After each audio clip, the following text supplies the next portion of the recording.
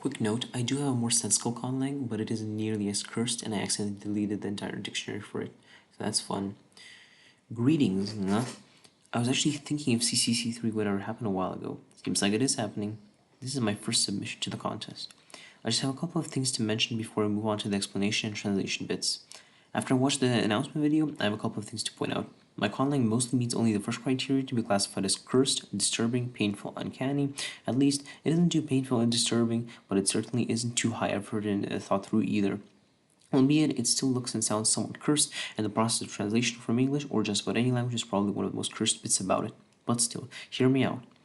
The Conlang doesn't follow either of the two optional themes, since this slang I created sometime in the spring or January/February, I don't remember, and it was not made particularly for this competition.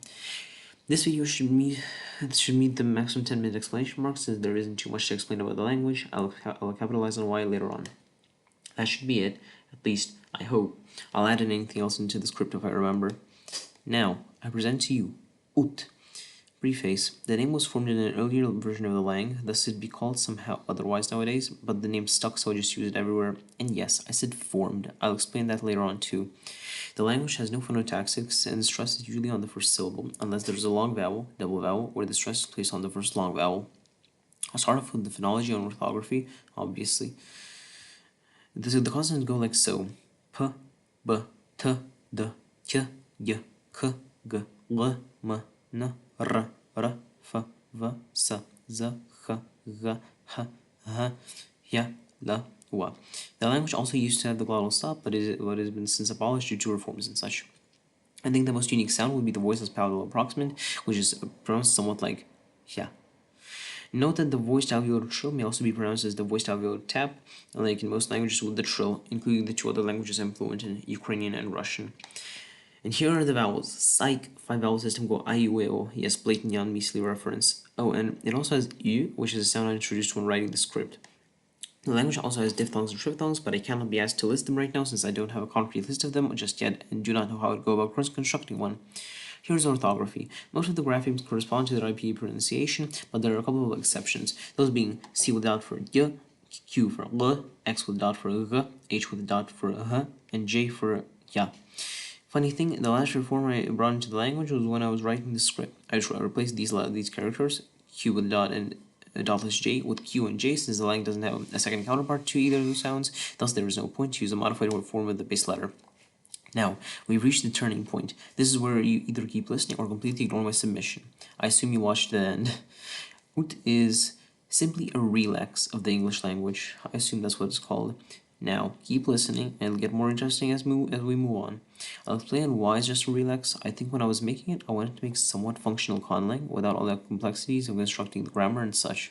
Also keep in mind that this Conlang isn't very effective whatsoever, since sometimes, in translation, main ideas of some sentences may be completely lost, and it is practically impossible to translate back from Ut into any language, but I think that adds to the cursiveness of it. Another thing, this Conlang compresses whole sentences into a couple of words, somewhat like Ithquil, just extremely dumbed down. Now, I'll present the simple translation process, and yes, there's an entire list of steps of how to translate into Ut. For example, let's take the sentence, the quick brown fox jumps over a lazy dog, the classic translation example. Here's the base sentence. The next step would be to turn all capital letters into lowercase letters and replacing symbols like apostrophes with hyphens and hyphens with spaces.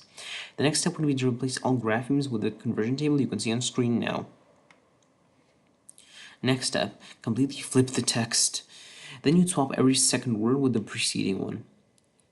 Now that the hard part is over, now we just combine all the words into one, but not so fast. You combine the first syllable of the succeeding word with the preceding one, and simply omit the rest of the succeeding word. Note that there is a simple rule to separating words by syllables. One vowel in a diphthong triphthong corresponds to one syllable, of course.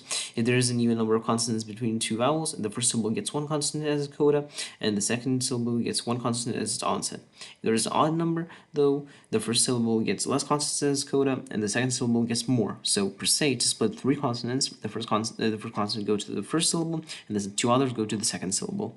Phew. And remember that to combine the words, you first combine the first word with the second one, then the third one with the fourth one, until you have one word left. And as your final word, the quick brown fox jumps over the lazy dog is As you can see, the general idea of the sentence is there, but the entire concept of quick and brown was lost in translation.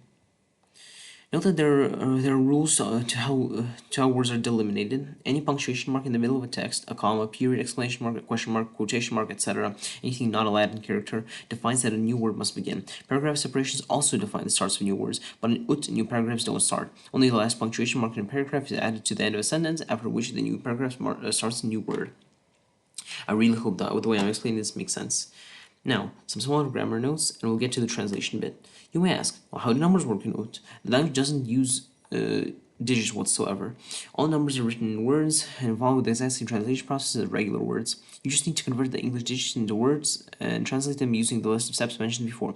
Note that the word 1 in 1000, 100, etc. is omitted and replaced simply by 1000, 100, and the word and is also omitted in the middle of words where it may be pronounced. For example, 102. It would be just 102. And yes, the punctuation mark word delimitation rule applies here. Thus, fractional numbers would be separated into two words. In the US, that would be a period, the decimal point, a period, but in Europe, it's a comma. Oh, and also, numbers delimitate new words, which means they are written as separate words unless they're already written in words instead of digits in the original text. Abbreviations.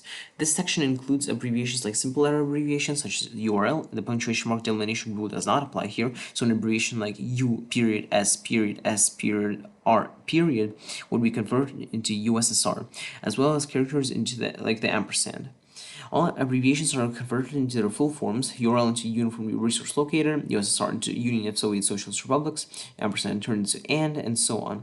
And the words are just encoded into the main sentence and do not delimitate new words.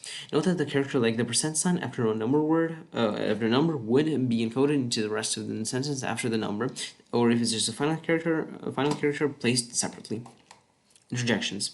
Interjections aren't translated literally and also follow the translation steps.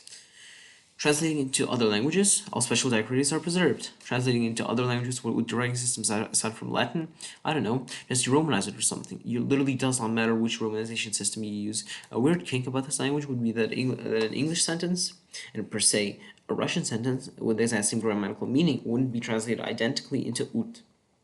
Names. Personal names are encoded into the main sentence and do not affect the case of any letters whatsoever. I think that's enough explanation either way.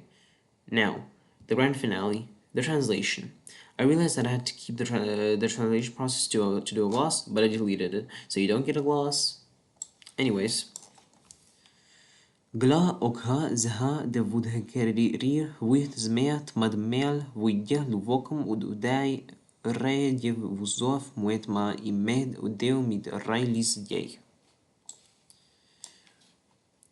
This has been a rest. Thank you for your time. Looking forward to September. P.S. I've already seen submission on YouTube and I'm surprised how quickly the submissions start rolling in. That Conlang seems much more outlandish than mine, but mine isn't all that sane either.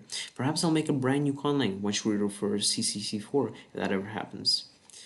Brought to you by a native Ukrainian bisexual furry.